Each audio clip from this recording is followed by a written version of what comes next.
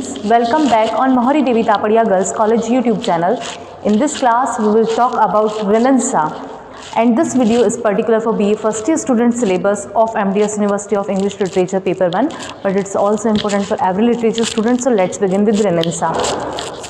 मैं already video बना चुकी हूँ पीरियड ऑफ इंग्लिश लिटरेचर पे, है ना। इंट्रोडक्शन ऑफ इंग्लिश लिटरेचर नाम से वीडियो है, उसमें मैंने आपको बताया था कि हमारा जो लिटरेचर है वो कैसे स्टार्ट हुआ, है ना। Old English, middle English, renaissance में एलिजाबेथन, कैरोलाइन, कॉमनवेल्थ, ऐसे एजेस चलते हैं। जैसे आप सब हिस्ट्री के अगर आपके पास है और आप सब कुछ थोड़ा बहुत हिस्ट्री के बारे में जानते हैं तो आपको क्लियर है कि ये क्या होता है, एजेस क्या होते हैं। और एजेस जो है आपको हिस्ट्री में, पॉल साइंस में, आपको हिंदी में भी जैसे रीतिकाल, आदिकाल, ये सब एजेस मिलेंगे। तो वैसे ही सेम हमारे इंग्लिश में एजेस हैं। और ये जो रेनेसां है वो तो आपको हिस्ट्री और पोल साइंस सब में पढ़ने को मिलेगा। पुनर्जागरण का काल किसे कहा जाता है, ये आपके पोल साइंस में जो है क्वेश्चन आता ही होगा, या आपको पता होगा क्या है। बट लिटरेचर के सेंस में अगर हम इसे देखते हैं तो क्या है रेनेसां। देखो, सबसे पहले जब हमारा लिटरेचर स्टार्ट हुआ तो ऐसा माना जाता है कि ओल्ड इंग्लिश पीरियड आया, ओल्ड इंग्लिश के बाद में मिडिल इंग्लिश आया, फिर रेनेसां आया। तो ऐसे ही आप मान सकते हैं कि 3 पीरियड होते हैं इसमें भी, एंशिएंट, मिडिल और मॉडर्न। लिटरेचर में अगर आप मेजर देखते हैं, एकदम बहुत बेसिक और मेजर देखते हैं, तो आप मानो कि एंशिएंट, मिडिल और इंग्लिश, ये 3 पीरियड चलते हैं। जो मिडिल एज था उसमें आप बोल सकते हैं कि एंशिएंट एज में ऐसा कुछ हुआ कि मिडिल एज के टाइम में वो डार्क एज हुआ, है ना। बहुत सारे लड़ाइयाँ, दंगे, ये सब हुए और प्लेग फैल गया। इन सब की वजह से परेशान हो गए लोग। और क्या चल रहा था, पोप ही अपना सब कुछ मतलब कर रहा था, पोप की चल रही थी।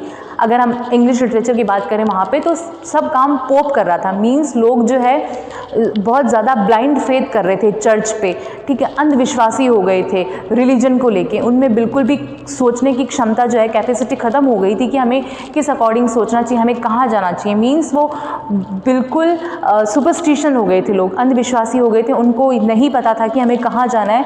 पोप अपनी मनमानी करे जा रहा था, वो कोई भी रूल निकालता लोग उसको फॉलो कर रहे थे, है ना, ब्लाइंडली फॉलो कर रहे थे, उस पर कोई ऑब्जेक्शन नहीं कर रहा था। फिर क्या हुआ कि ये सब जब चल रहा था, ऑब्वियस बात है अगर ये सब चलेगा तो शासन कैसा हो जाएगा, निरंकुशवादी हो जाएगा, ठीक है। कोई एक अगर आप पे रूल करता है और उसी को आपको फॉलो करना है और वो आपको कोई भी फ्रीडम नहीं दे रहा है, इट मीन्स वो अपनी खुद की मर्जी चलाएगा और खुद की मर्जी से वो कुछ भी कर सकता है लोगों के साथ में, है ना। लोग उस पर ऑब्जेक्शन नहीं उठा सकते।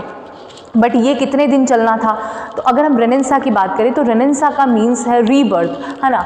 रेनेसां जो है इसका टाइम पीरियड माना जाता है 1550 टू 1660, और मे भी आपको कुछ जो बुक है उनमें कुछ अलग भी मिल जाए, बट यहाँ 1550 टू 1660 आप मानो कि रेनेसां चला था। Renaissance means rebirth. This term coined by French historian Julius Michelet in this book historian de France, translation in English. ये जो टर्म है ये एक फ्रेंच टर्म है रेनेसां, ये जूलियस ने कॉइन की थी। उसकी बुक आई थी हिस्ट्री डे फ्रांस, उसमें, और उसका जो इंग्लिश ट्रांसलेशन था उसमें कॉइन की थी। इसमें क्या है, इस बुक के according renaissance is discovery by mankind of himself. Renaissance is discovery by mankind of himself and of the world. Renaissance जो है एक ऐसी डिस्कवरी है जिससे क्या होता है, खुद मैनकाइंड ने खुद ने करी है, और खुद के लिए करी है और वर्ल्ड के लिए करी है। रेनेसां जो है वो एक ऐसी डिस्कवरी है जो मैनकाइंड ने खुद के लिए करी है और पूरे वर्ल्ड के लिए करी है। Renaissance was a culture and artistic movement that began in the 14th and continued to the 17th century। ये 14th सेंचुरी में स्टार्ट हुआ था और 17th सेंचुरी तक कंटिन्यू चला था रेनेसां जो है। रेनेसां बिगन इन इटली, सबसे पहले ये इटली में आया in the middle of the 15th century. कब आया, इटली में 15th सेंचुरी के आसपास आया। It was rebirth of classical learning of ancient and Roman writers. और किसके रूप में आया, इटली में आया तो कि क्लासिकल जो राइटर्स थे उनका रीबर्थ हुआ, उनको लोग फिर से पढ़ने लगे। क्लासिकल जैसे पेट्रार्कन, दांते, एरिस्टोटल, अरस्तु वगैरह जो थे, उनको लोगों ने फिर से एक नए क्लासिकल एज में पढ़ना शुरू किया। Italy become a centre of Greek study and classical culture. Italy जो है वो सेंटर बन गया ग्रीक स्टडी का एंड क्लासिकल कल्चर का। It gave rise to a new conception of man. इसने लोगों को एक नया कंसेप्शन दिया and life term as humanism, और एक ह्यूमनिज्म के नाम की टर्म दी। मीन्स जो क्लासिकल जो राइटर थे जैसे एरिस्टोटल है, ग्रीक जो राइटर है एरिस्टोटल, पेट्राकन और ये दांते, इन लोगों की जो राइटिंग्स थी वो 15वीं सेंचुरी में कुछ हमारे इटली के राइटर थे जिन्होंने पढ़ना शुरू किया और उनको पढ़ के उन्होंने अपने अकॉर्डिंग अपनी लैंग्वेज में लिखना शुरू किया। क्योंकि देखो एरिस्टोटल लिखेगा तो वो ग्रीक लैंग्वेज में लिखेगा, तो अगर एरिस्टोटल का कोई वर्क उठाया जाए तो वो तो ग्रीक में होगा, बट अगर इंग्लैंड वाले उठाएंगे या इटली वाले उठाएंगे और इसका इंग्लिश ट्रांसलेशन करेंगे तो वो सबको ट्रांसलेशन सबको समझ आएगा और जो भी उसे पढ़ेगा उनमें थोड़ा सा थॉट प्रोसेस होगा, एनलाइटनमेंट होगा। तो वहाँ ऐसा ही हुआ था, इस वजह से रेनेसां स्टार्ट हुआ। तो renaissance is the greatest movement, ये एक ग्रेटेस्ट मूवमेंट था in the history of Mankind, Mankind की हिस्ट्री में। It did wonders by making people conscious, it did wonders by making people conscious. People जो है वो कॉन्शियस होने लग गए ऑफ देयर ऑन पावर्स, खुद की पावर्स के लिए, खुद की शक्तियों के, लोगों को पता चलना शुरू हुआ कि हमारे पास भी पावर्स है, हमारे पास शक्तियाँ हैं, हमें इस्तेमाल करना चाहिए, हम पे कोई ऐसे रूल नहीं कर सकता है, हम किसी पे ब्लाइंड फेथ नहीं करें। मीन्स एनलाइटनमेंट हुआ लोगों का। Before renaissance people were, renaissance से पहले क्या था, people were dominated by medieval superstitions, है ना। पीपल जो है उनको रूल किया जा रहा था, सुपरस्टिशंस था उनमें। That man is merely a puppet in the hands of God and destiny. Man is like a puppet, puppet in the sense जो कठपुतली होती है, उनको हम कैसे भी घुमा सकते हैं हमारे हाथ में लेके, जैसा हम उसको करेंगे जहाँ घुमाएंगे वो वहाँ मुड़ जाएगी, उसका डायरेक्शन वैसा हो जाएगा। तो सेम क्या था जो रेनेसां, उससे पहले लोगों का हाल ऐसा था कि लोग जो थे, people is like puppet, puppet के जैसे थे, उनको जैसे घुमाया जाता था वैसे वो घूम जाते थे। किसके नाम से? गॉड और डेस्टिनी के नाम से उन्हें डराया जाता था, उनमें डर पैदा किया जाता था कि अगर आप ऐसा नहीं करोगे तो भगवान आपको पाप देंगे, या कुछ भी, मतलब कुछ भी उनको डरा कर और रूल किया जाता था। किसके द्वारा? जो ये पोप और जो चर्च में थे लोग, है ना, उनके द्वारा। मीन्स रिलीजन के नाम पे आप कह सकते हैं कि लोगों को डराया जा रहा था। ठीक है, whatever man do is either blessed or cursed by a supernatural power. जो भी करता था इंसान तो किसी की गलती नहीं मानी जाती थी। ऐसा बोला जाता है कि ये जो है तुमने गॉड को ऐसा किया, इसके कारण तुम्हारे साथ ऐसा हुआ। मीन्स सब ब्लेम गॉड और डेस्टिनी पे दिया जाता था कि तुम्हारी लक में ऐसा है, तुम ऐसा ही चाहते हो। तो whatever man do is either blessed or cursed by supernatural power, उनको कर्ज भी मिल जाता था। In the mid 15th century that a new spirit of renaissance took birth, और मिड 15th सेंचुरी में न्यू रेनेसां ने birth लिया, मीन्स न्यू रेनेसां पैदा हुआ। तो अब मैं आपको दोबारा से एक बार बता देती हूँ। देखो रेनेसां जो काल है वो बहुत बड़ा है, हम उसे एकदम 10-15 मिनट की वीडियो में कंप्लीट नहीं कर सकते हैं, और इसका इम्पैक्ट ना ही लिटरेचर पे पड़ा जबकि हर जगह पड़ा, है ना, इंडस्ट्रियलाइजेशन वगैरह सब पे पड़ा। पर अगर हम लिटरेचर के को देख के और बहुत बेसिक पढ़ें तो देखो रेनेसां का मीन्स है रीबर्थ। रेनेसां का मीन क्या है? रीबर्थ है। और जो रेनेसां शब्द है, रेनेसां जो वर्ड है, ये एक फ्रेंच टर्म है जो कौन लेकर आया था? जूलियस मैकल लेके आया था, जो जिसकी बुक थी हिस्टोरी डे फ्रेंच में, और उसका इंग्लिश जो ट्रांसलेशन था उसमें ये जो वर्ड है रेनेसां ये आया। रेनेसां क्यों आया? क्योंकि रेनेसां से पहले जो टाइम चल रहा था, mean in the mid 15th century that a new spirit of renaissance took birth, और मिड 15th सेंचुरी में न्यू रेनेसां ने बर्थ लिया, मीन्स न्यू रेनेसां पैदा हुआ। तो अब मैं आपको दोबारा से एक बार बता देती हूँ। देखो रेनेसां जो काल है वो बहुत बड़ा है, हम उसे एकदम 10-15 मिनट की वीडियो में कंप्लीट नहीं कर सकते हैं, और इसका इम्पैक्ट ना ही लिटरेचर पे पड़ा जबकि हर जगह पड़ा, है ना, इंडस्ट्रियलाइजेशन वगैरह सब पे पड़ा। पर अगर हम लिटरेचर के को देख के और बहुत बेसिक पढ़ें तो देखो रेनेसां का मीन्स है रीबर्थ। रेनेसां का मीन क्या है? रीबर्थ है। और जो रेनेसां शब्द है, रेनेसां जो वर्ड है, ये एक फ्रेंच टर्म है जो कौन लेकर आया था? जूलियस मैकल लेके आया था, जो जिसकी बुक थी हिस्टोरी डे फ्रेंच में, और उसका इंग्लिश जो ट्रांसलेशन था उसमें ये जो वर्ड है रेनेसां ये आया।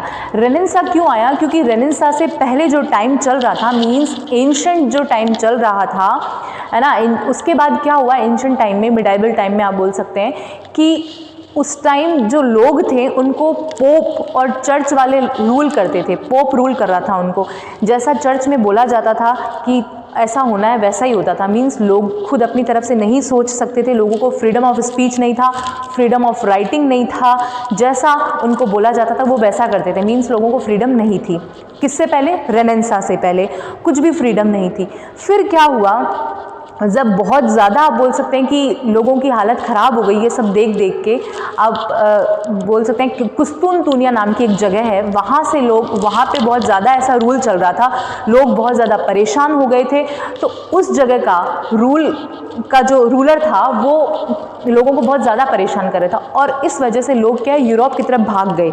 अब यूरोप में बहुत सारी कंट्रीज़ हैं, तो यूरोप की तरफ भागे, तो उसमें जब वो भागे थे तब उन्होंने क्या किया, जब वो कुस्तुनतुनिया से यूरोप की तरफ भाग रहे थे तो वो साथ में वहाँ के जो भी एपिक थे, जो भी ग्रंथ थे, वो सब लेकर भाग गए। देखो आप समझना, बहुत अच्छी चीज़ है ये। तो जब कुस्तुनतुनिया के रूलर से परेशान हो गए, कुस्तुनतुनिया के जो लोग थे वो बहुत ज़्यादा परेशान हो गए थे, तो वो यूरोप की तरफ भागे, और जब यूरोप की तरफ भागे तो वो साथ में वहाँ के ग्रंथ लेकर चले गए, जो भी वहाँ का लिटरेचर था, जो भी साहित्य था, वो वहाँ से लेकर चले गए यूरोप में। अब यूरोप में सबसे पहले आप बोल सकते हैं कि वो इटली में गए, फ्लोरेंस इटली में गए। वहाँ क्या हुआ, वहाँ जाने के बाद लोगों ने वो जो ग्रंथ लेकर आए थे उनका ट्रांसलेशन करना शुरू किया, उनको पढ़ना शुरू किया या उनके अकॉर्डिंग लिखना शुरू किया। तो उनको समझ में आया कि ये सब हमारे साथ में एक्सप्लॉयटेशन हो रहा है, अत्याचार हो रहा है, इसको हमें कैसे कम करना है। तो उन्होंने क्या किया, बुक का और ट्रांसलेशन किया, इवन ऐसा ईजी लैंग्वेज में ट्रांसलेशन किया। देखो वो जो क्लासिकल उठाकर लेकर आए थे वो इंग्लिश में तो था नहीं, वो तो ग्रीक लैंग्वेज में या लैटिन लैंग्वेज में था। तो जब उन्होंने इंग्लिश में ट्रांसलेशन करना शुरू किया तो ऑब्वियस है वहाँ का जो मदर टंग था वो इंग्लिश था, इटली का। तो वहाँ के सभी लोगों को समझ में आने लग गया कि क्या लिखा हुआ है बुक में। फिर क्या हुआ, जब उनको समझ में आने लगा तो वो अपने लिए आवाज़ उठाने लगे, ठीक है, अपने लिए बोलने लगे कि भाई हमारे साथ ये नहीं होना चाहिए, ये हमारे साथ बहुत गलत हो रहा है। और जब धीरे धीरे ऐसी आवाज़ उठनी शुरू हुई तो आप मान लो कि रेनेसां का जन्म हो गया। फिर क्या हुआ, रेनेसां के टाइम में, देखो रेनेसां तो पर्टिकुलर एक एज है, उसके बाद में धीरे धीरे ये इटली से जर्मनी की ओर गया, ठीक है, इटली से जर्मनी की ओर गया। इटली में जो है सबसे पहले आप बोल सकते हैं कि प्रिंटिंग प्रेस 1476 में प्रिंटिंग प्रेस का इनोवेशन हुआ। देखो लोग थोड़ा सा अगर फ्री होंगे माइंड से तो वो कुछ अच्छा करेंगे, इनोवेटिव करेंगे। तो प्रिंटिंग प्रेस का हो गया। उसके बाद में जर्मनी में गया रेनेसां, जर्मनी में अपना इम्पैक्ट डाला, वहाँ का लिटरेचर थोड़ा अच्छा हुआ। फिर आप बोल सकते हैं कि हमारे इंग्लैंड में आया, ठीक है, इटली से जर्मनी गया, जर्मनी से इंग्लैंड में आया। इंग्लैंड में आया तब वहाँ पे कुछ टाइम बाद हमारी जो क्वीन एलिजाबेथ है, जो कि तुम्हारे फर्स्ट ईयर में एज है, ठीक है, क्वीन एलिजाबेथन की पर्टिकुलर पूरी एज है, वो मैं आपको वीडियो में बताऊंगी नेक्स्ट जब भी बनेगा। तो एलिजाबेथन आई, एलिजाबेथन ने क्या किया, एलिजाबेथन एक बहुत अच्छी क्वीन थी और उसने लोगों को freedom of speech, freedom of writing the, ठीक है। अब freedom of speech, freedom of writing मिलेगी तो लोग अपने अकॉर्डिंग, अपने माइंडसेट के अकॉर्डिंग, अपने कॉन्शियस माइंड के अकॉर्डिंग लिखेंगे। तो उन्होंने वैसा लिखना शुरू किया, वैसा लिखना शुरू किया तो कुछ कुछ आविष्कार होने लगे और सब जगह डेवलपमेंट होना शुरू हो गया। लोग रिलीजियस, जो पहले ब्लाइंड फेथ करते थे, सुपरस्टिशन पे बिलीव करते थे, उससे साइंस की ओर आए, थोड़ा उनका डेवलपमेंट हुआ माइंड का, वो सोचने लग गए अपने अकॉर्डिंग, है ना, उनका थिंकिंग पावर, उनकी थिंकिंग कैपेसिटी बढ़ गई। तो ये स्टार्ट हो गया। तो जो रेनेसां है वो एक पर्टिकुलर एज है, उसमें जो है एलिजाबेथन है, कॉमनवेल्थ है, कैरोलाइन है, ऐसे एजेस आते हैं। तो रेनेसां जो है बेसिक, वो आप मान के चलो जिसका मतलब है पुनर्जागरण। लोगों में जो है एनलाइटनमेंट आया, लोग सोचने लग गए कि हमारे साथ गलत हो रहा है। और उनके साथ गलत क्या हो रहा था, जो रूरल थे वो निरंकुशवादी बन गए थे, है ना, वहाँ पे फ्यूडलिज्म चल रहा था। तो ये सब की वजह से वो परेशान होकर कहाँ से, कुस्तुनतुनिया से यूरोप की ओर भागे। और यूरोप में सबसे पहले आप बोल सकते हैं कि इटली में, फ्लोरेंस में किसका स्टार्ट हुआ, रेनेसां का स्टार्ट हुआ। वहाँ जो है जो लिटरेचर वो लेकर आए थे उनका ट्रांसलेशन होना शुरू हुआ, लोग सोचने लग गए, लोगों की थिंकिंग पावर बढ़ गई, कैपेसिटी बढ़ गई। और देखो इसमें लिखा हुआ, renaissance is the greatest moment in the history of Mankind, it did wonders by making people the conscious of their own powers. अपनी ओन पावर्स के लिए वो कॉन्शियस होने लग गए, उनको समझ में आने लग गया कि हमारे में पावर्स है, हम भी कुछ कर सकते हैं, हमें freedom of speech, freedom of writing चाहिए। और ये किसने दिया था, था बाद में? फ्रीडम ऑफ राइटिंग किसने दिया था? हमारी एलिजाबेथन ने दिया था। तो आप मान सकते हैं कि एलिजाबेथन के टाइम में पूरी मैच्योरिटी के साथ रेनेसां आ गया था। उससे पहले भी स्टार्ट हो गया था ये, बट जो एलिजाबेथन एज है, एलिजाबेथन जब आई तो पूरी मैच्योरिटी के साथ हमारा रेनेसां आ गया, क्योंकि एलिजाबेथन क्वीन थी और फिर उसके बाद में जब क्वीन अच्छी हो तो काम भी अच्छे होंगे। तो क्वीन का माइंडसेट जैसा था, वो लोगों को freedom of speech, freedom of writing उसने दिया, तो बहुत सारे इन्वेंशन हुए, है ना, बहुत सारे इनोवेटिव आइडियाज़ लोगों के माइंड में आए और लोग अच्छे अच्छे लिटरेचर भी उन्होंने लिखा। तो हर एरिया में डेवलपमेंट हुआ, है ना, एलिजाबेथन एज के टाइम में, क्योंकि रेनेसां पहले से आ गया था और जब क्वीन एलिजाबेथ आई तो उसने और ज़्यादा फ्रीडम दे दी। तो आई होप आपको ये जो रेनेसां पीरियड है वो क्लियर हो गया होगा। रेनेसां पीरियड 1550 में आया और 1660 तक चला, और इसमें हमें एलिजाबेथन एज पढ़ना है कि एलिजाबेथन एज क्या है। रेनेसां भी आपके एग्जाम में आएगा, क्योंकि आपके लिटरेरी टर्म में रेनेसां जो पीरियड है स्पेसिफिक वो दिया हुआ है, वो क्या है। तो अगर आप बेसिक लैंग्वेज में समझते हैं तो रेनेसां का मीन है पुनर्जागरण और रीबर्थ, है ना, इंग्लिश में करते हैं इसका। तो रीबर्थ कैसा?